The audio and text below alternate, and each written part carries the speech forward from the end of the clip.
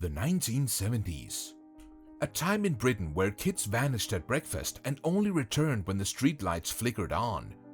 No one knew where they were, no one checked. Some of the things they did back then would make the modern parent faint. Today, I'll take you back to 7 wild, everyday escapades of 70s Britain's kids and why it's a miracle any of them made it home. In the 2020s, you would need to be at least 18 years to purchase explosives, but that was not the case in the 70s.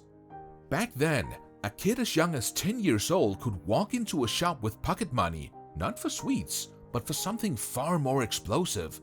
Literally. It was technically possible for a child to purchase pyrotechnics without much fuss. No permission slips, no parental signatures. Just hand over your coins and walk out with miniature explosives tucked under your arm. Age restrictions existed, but barely on paper. 13 was the cutoff, but shopkeepers often turned a blind eye or simply could not tell the difference between a 12-year-old and a 15-year-old. And if that didn't work, older siblings or friends became convenient middlemen. The result was predictable. Thousands of accidents occurred annually, with a significant portion involving children. Burns to hands and faces became an almost expected part of the season. They were seen as badges of unfortunate honor that families recounted at gatherings. Hands remained particularly vulnerable, being in the most exposed position when igniting devices. Yet this pattern of harm was treated as tradition rather than crisis. It was simply something that happened during bonfire season, like rain in spring. And incredibly, this was the same era when children were trusted with full independence from a very young age. Throughout the 70s, the overwhelming majority of British children, roughly 4 out of 5, made their way to school completely unaccompanied. We're talking about children barely tall enough to reach doorknobs, memorizing routes through the neighborhoods, crossing roads, and making split-second decisions about strangers. Remember, there were no mobile phones to check in, no GPS trackers monitoring their whereabouts, and no worried parents hovering a block behind.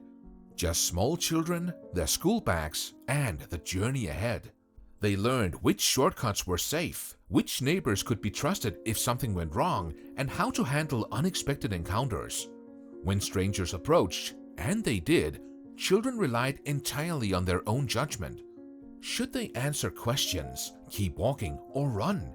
These decisions rested on the shoulders that had barely started kindergarten. And if they survived the journey on foot, the journey by car wasn't much safer either.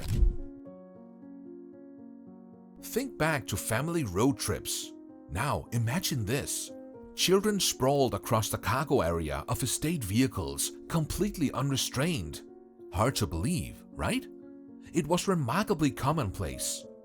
During that period, the rear compartments of wagons became unofficial passenger zones. It was not uncommon to see kids tumble into these spaces, sometimes perched on makeshift benches, sometimes lying on blankets spread across the floor. So entrenched was this practice that many estate models even featured fold-up, rear-facing seats positioned where the luggage normally went. That arrangement gave children the peculiar thrill of traveling backward while making faces at trailing motorists. And that was just the beginning.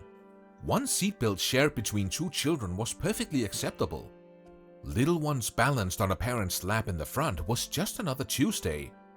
Babies nestled in carry baskets were simply placed on seats, held by nothing more than gravity and hope. That's a sharp contrast to today's world, where regulations mandate specialized restraints calibrated to a children's specific weight and height. Modern vehicles bristle with anchoring points, crash-tested mounting systems, and engineered safety zones that would have seemed like science fiction to 70s parents. Yet somehow, the majority of those children made it out alive. But danger didn't stop at transport. Sometimes it was built directly into playtime. Starting us off are the school recreation yards. These were, quite frankly, instruments of peril masquerading as amusement. Picture enormous steel structures bolted firmly into concrete slabs, not a soft surface in sight. Those climbing frames stretched skyward, some reaching 15 feet or more, just waiting for a child's grip to falter. And when you fell, you learned very quickly what solid ground felt like. The slides were particularly wicked contraptions. Fashioned entirely from metal, they would bake under the summer sun until touching them meant instant burns on bare legs. Yet children queued up regardless. Then there were the roundabouts, spinning platforms of chaos that could be pushed to dizzying speeds. Children clung on desperately until centrifugal force inevitably flung them across the tarmac. Broken arms were as common as Sunday roasts. The seesaws had their own special treachery. One miscalculation, one friend jumping off at the wrong moment, and you would crash down hard enough to rattle your teeth. And once children grew bored of playground dangers, they found even riskier places to explore. Half-finished housing estates became children's personal kingdoms. Construction sites were so tempting that by 1978, authorities felt compelled to produce public information films warning about the dangers. That alone tells you how common it was. These were not secure premises. At best, there might be a flimsy fence, but any determined child could squeeze through or simply climb over. Occasionally, a builder would spot them and shout for them to clear off. The children would scatter like pigeons, only to return the very next day. The extraordinary thing is that parents knew perfectly well where they were. Playing at the building site, they would announce cheerfully at breakfast. Parents would nod, perhaps reminding them to be home for tea. It kept them occupied and out from underfoot. And even when children left these sites behind, safety still wasn't a priority in everyday activities. Almost every child in 70s Britain rode a bicycle, yet none of them wore a helmet.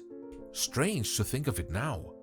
The curious thing is, they didn't even know such equipment existed for cycling. Helmets were for motorcyclists, not children pedaling around the neighborhood. Kids tore down hillsides at frightening speeds, launched themselves off makeshift ramps built from planks and bricks, and weaved through traffic without a moment's hesitation. Head injuries happened frequently, but nobody connected cracked skulls with the complete absence of protection.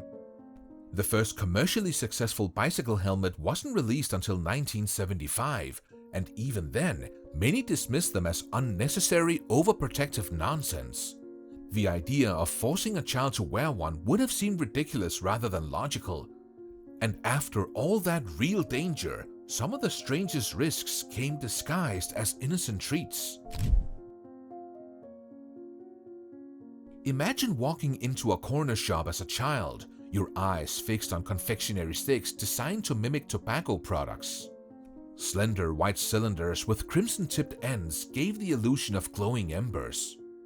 They even came in packaging that closely resembled real cigarette boxes, right down to the branding. Inside, you would often find collectible cards, just like the trading cards that came with real cigarettes.